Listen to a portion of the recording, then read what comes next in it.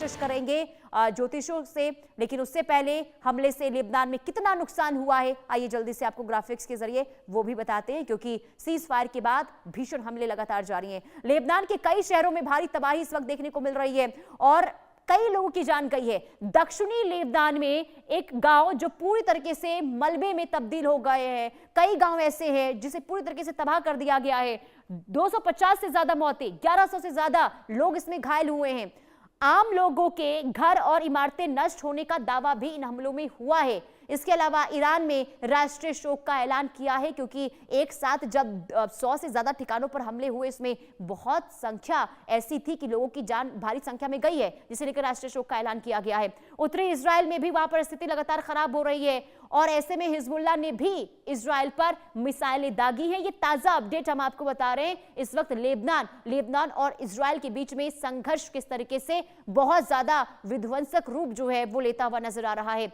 अब देखिए, लेबनान बहाना है, ये सवाल इसलिए उठ रहे हैं क्योंकि देखिए ग्रेटर इजराइल जो है ये बनाना है इजराइल को, इसी मकसद से लगातार लेबनान पर हमले हो रहे हैं। खास करके दक्षिणी लेबनान से हिजबुल्लाह को पीछे धकेलने की यहां पर रणनीति है इजराइल की। इसके अलावा सीमा पार रॉकेट हमलों को रोकना एक मुख्य मकसद भी है इजराइल का। इसके साथ ही लेबनान के सीमावर्ती इलाकों में सैन्य दबाव जो है वो बढ़ाया गया है। वहीं आपको ये भी बता दें कि स्थायी कब्जे के साथ सुरक्षा नियंत्रण स्थापित करने की भी यहां पर पूरी कोशिश किसकी ओर से हो रही है? इजराइल की ओर से हो रही है। दक्षिणी लेबनान की बात करते हैं तो कुछ हिस्सों में लगातार सैन्य कार्रवाई जो है इजराइल की ओर से हो रही है और यहां पर यह कार्रवाई रुक नहीं रही है।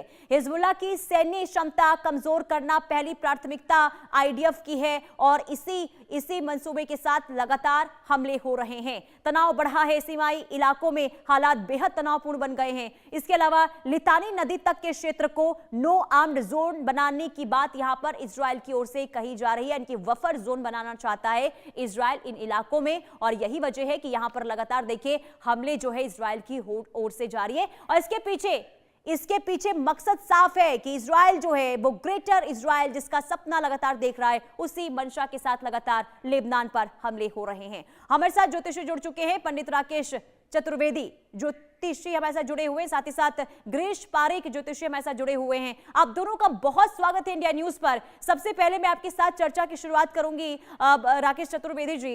ये जो हमले हुए, सबसे पहले तो देखिए सीज फायर के बाद माना यह जा रहा था कि 2 हफ्तों तक अब शांति जो है मिडिल ईस्ट में देखने को मिलेगी, लेकिन इजराइल रुक नहीं रहा है। इजराइल लगातार लेबनान पर हमले कर रहा है। तो सबसे पहले जो हालात बने हुए हैं, ये क्या ग्रह इस वक्त खेल खेलते हुए नजर आ रहे हैं? ग्रह क्या योग बना रहे हैं जिस वजह से हालात अभी भी तनावपूर्ण है सीज फायर के बावजूद भी लेबनान में?